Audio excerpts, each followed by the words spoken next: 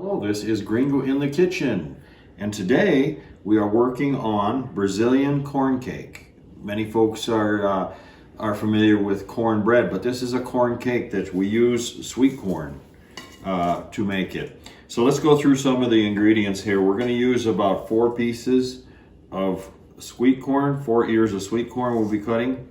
We've got some baking powder. I believe this is baking powder, about a tablespoon. We got a can of, this is the sweetened condensed milk. We've got some oil here. I got a 1/4 cup of oil. I'm going to use grapeseed oil today. Got 1 cup of gluten-free flour. About 3/4 of a cup of, we got coconut flakes here. And then in the end, we're going to be using some eggs. Got some organic brown eggs here. We're going to be using 3 of them. First thing we're going to do here is to get the kernels off of the sweet corn. Just cut them off. You got to make sure you get some good ripe sweet corn. You don't want to use any type of field corn or anything like that. It's got to be sweet corn to get the taste of the cake. Just cut it close to the end of the kernel.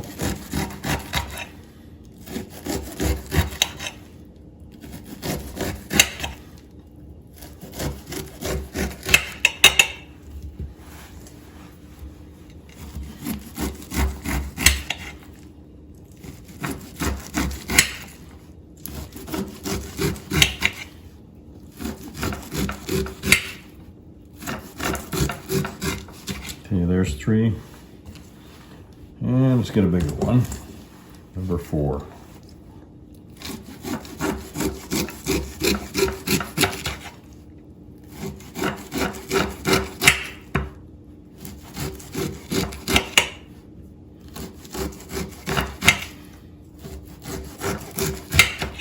Okay, so right there we got 4. We got the kernels off of 4 ears of corn. Okay, so the idea here is to take this here corn, and we got to get the milk out of the corn or the liquids. So we're going to put it into a blender.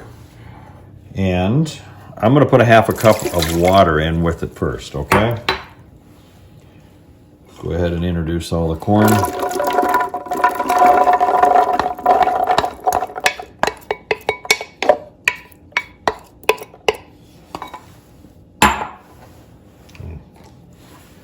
Okay, now, let's go ahead and seal that back up. We're going to puree it, okay?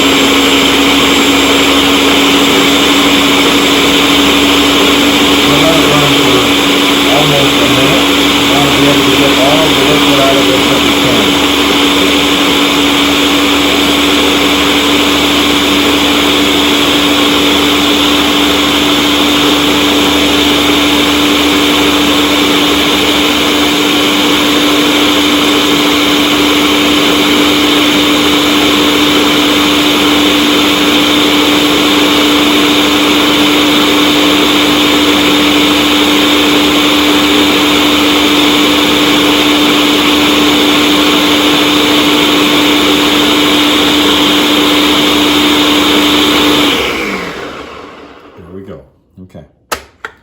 All right. Now, look down inside there. It's mixed up pretty well, but what I was trying to do is to get all of the liquid out so that we can separate it.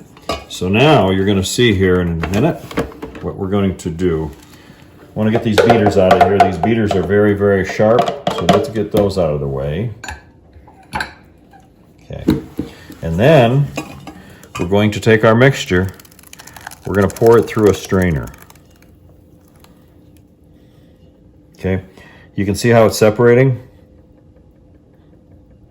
So I'm going to get as much as I can. I'm just going to leave this here container, put it back on top. We're going to be using this again, okay? Don't have to wash it out, but right now we got to work all that liquid out. And you want to have a screen, run it through a screen. Not a real fine screen, but you know, a medium coarse.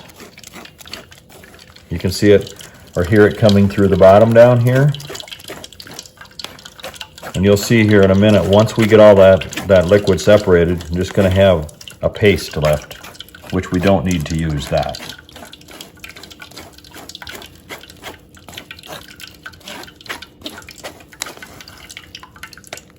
Then you have to start pressing it a little bit just to get the moisture out of it.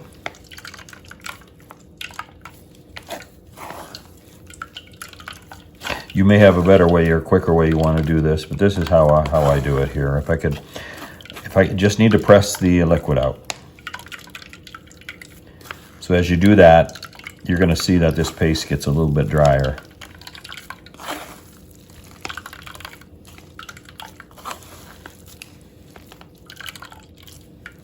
Okay. Just a little bit more. You still see if you press it, you're still getting a little bit of liquid out of it.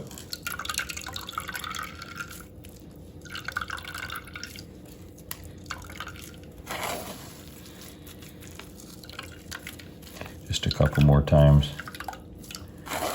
And you can see there's not much left for liquid in here. Just a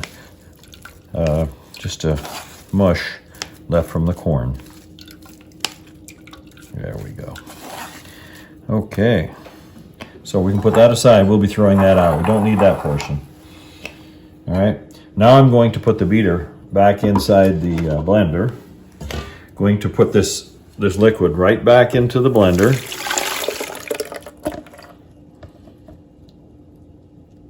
Okay. Now we're going to start adding our ingredients. First of all, we're going to take the flour. We got that 1 cup of flour, gluten-free.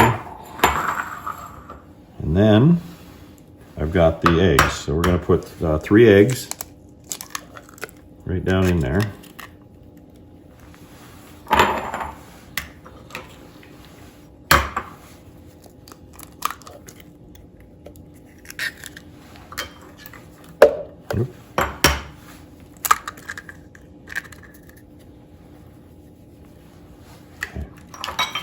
Also, I have a little bit of oil.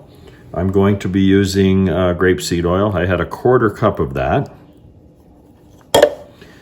And then I'm going to be opening up this cup, or this, we got this sweetened condensed milk, and I'll be right back. The sweetened condensed milk gets poured right into the batter.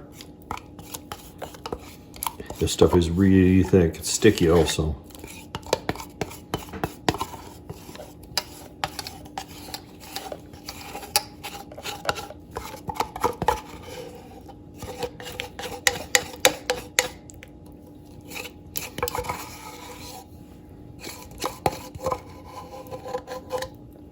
A little bit more inside the can.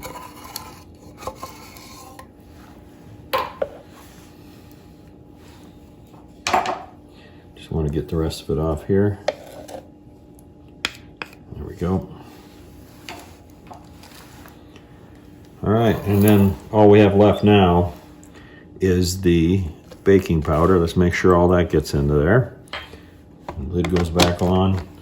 And we're going to run this probably, let's see here. Let's go and we'll do the puree again.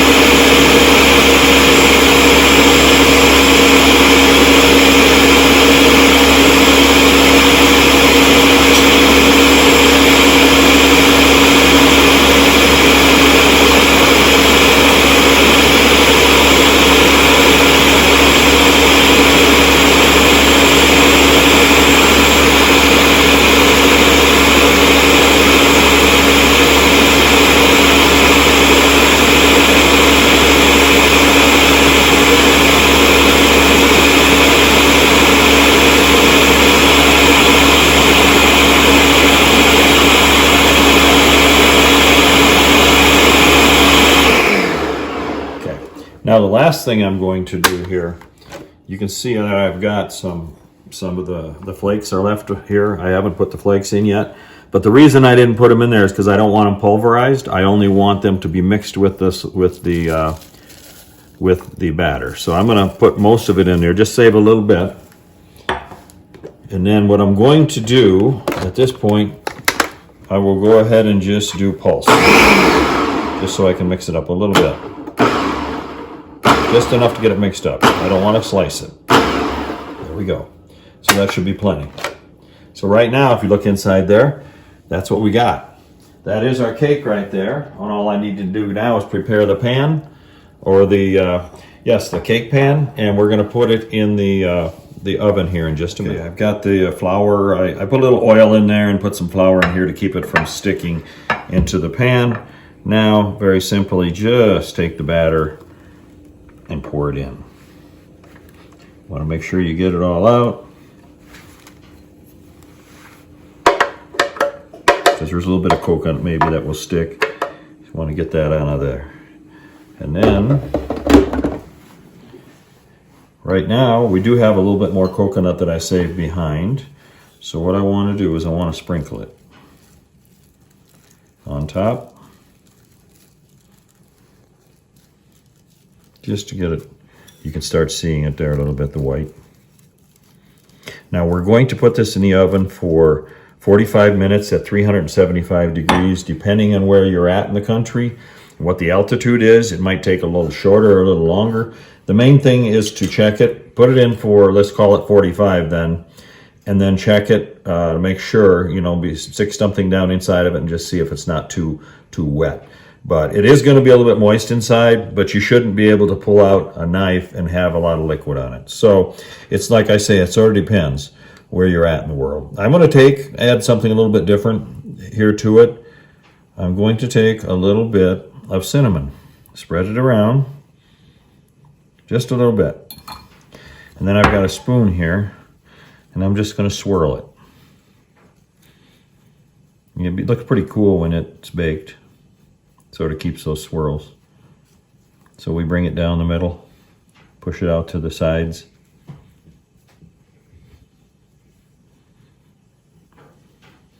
And there we go. We're ready to put it in the oven. Okay, the oven has preheated to 375. We're going to stick that right in the center of the oven.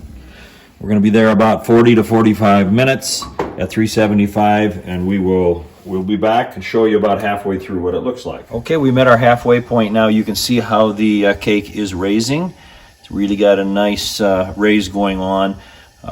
Got about another 19 minutes, and then we should be able to take it out of the oven and show you what the final product looks like. Okay, we're about 2 minutes before the end here, but I'm one that will never waste heat, so I took the opportunity and made some cupcakes while we were waiting. And the cupcakes should be ready to come out here momentarily. They don't take much time. They're only usually about 14 to 16 minutes. So let's go ahead and I'm going to pull these out, and then you'll be able to see the cake. All right, there's one of them. Let's get one more out here. So like I say, when I have a heat going on into the oven, I'm going to put something else in there to make at the same time. All right, so now coming back to the cake here, I think it's looking pretty good, but I believe I'm going to extend it out about 5 minutes. You can still see a little bit of moisture there. Let's go ahead and give it 5 more minutes, and then we'll show you what the final product looks like. We've had it in the oven a total of 43 minutes. I believe it's done now. So what I'm going to do is take and stick the knife in and bring it back out. You can see nothing sticks to it. So that's a pretty good indicator to me that we are finished. What you're going to notice with this cake is that it was a little bit higher. It's going to start to fall a little bit as it cools down, and that's exactly what you want it to do. That's just how this cake is. All right, so I'm going to bring it up here on the table, let it cool down for a minute, and then we'll show you a piece of it here in just a minute. You want to take your knife and work it around the outside, because it's going to shrink down a little bit, so you want it to be able to release from the side of the pan.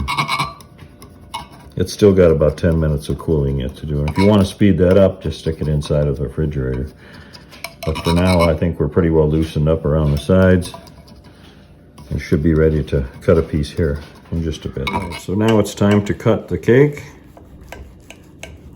This is Brazilian corn cake. Okay. Make sure we can get a good piece of it out of it here. I'm going to start from the inside and go out. On the top you can see that's a coconut. Okay. Just want to make sure it's going to release. Let's cut a couple slices out of here. I always like to turn around the knife and cut into the corners. There we go. So what I'm going to do here, I'm going to take a piece right out of here. See that? There we go. That right there, that is your corn cake. It's not a cornbread, but it's a corn cake. So let's move this over here. All right. So now we can put a little bit of ice cream by that. Now I've got some red, white, and blue ice cream. Now doesn't that look great? Something that we could have on a hot summer's day. And this is good any time of the day, actually. So. Okay, well this is our Brazilian corn cake recipe. The very simple recipe, just a few ingredients. Eat this any time of the day. Throw a little ice cream on there. Have it during the summer. So on behalf of Gringo in the Kitchen, I appreciate you watching the videos. You can like, subscribe, and share, and also ring that little bell a couple times, and that way you can see when we have new videos coming out every week. Thank you for watching the videos. Have a wonderful day.